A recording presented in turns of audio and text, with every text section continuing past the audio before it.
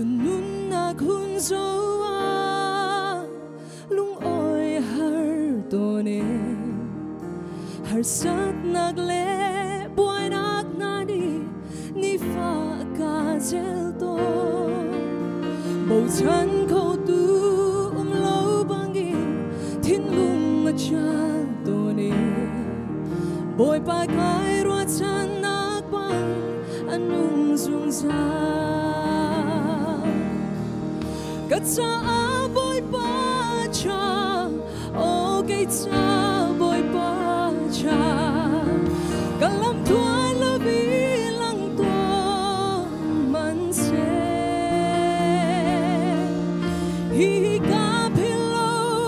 zau kena aga to tu asi ke ka cha bồi ba cha nang may panin nào tu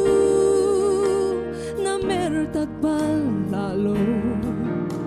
na buter to na zau kenak na to mian sim to kay ruat sana ngay lo ni hin boy pa nang matanaw nang malong na si ruat san nak may zeu chu boy pa katsa boy pa cha okay cha boy pa cha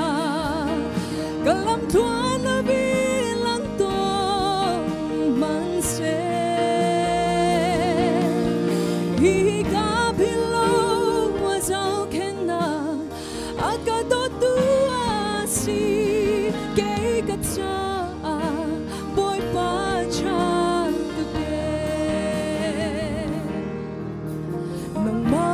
chan tu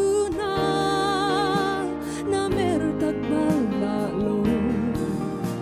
sa jag lehoy na buter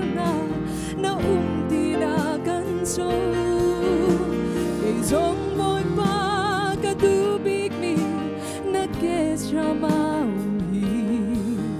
tutu kay cha asung loy big ni asi katsa boy pa cha okay cha boy pa cha kalam tuan na bilang to man se hi ka philo wazao kena agato tu asi kay katsa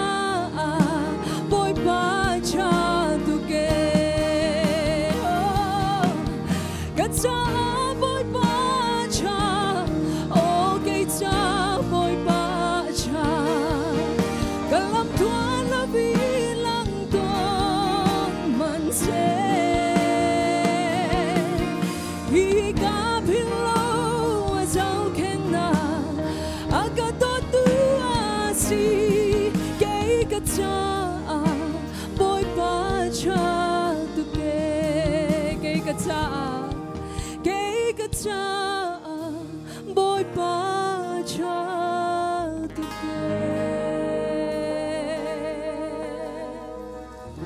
Hallelujah boy pa ni sumpa na cha go se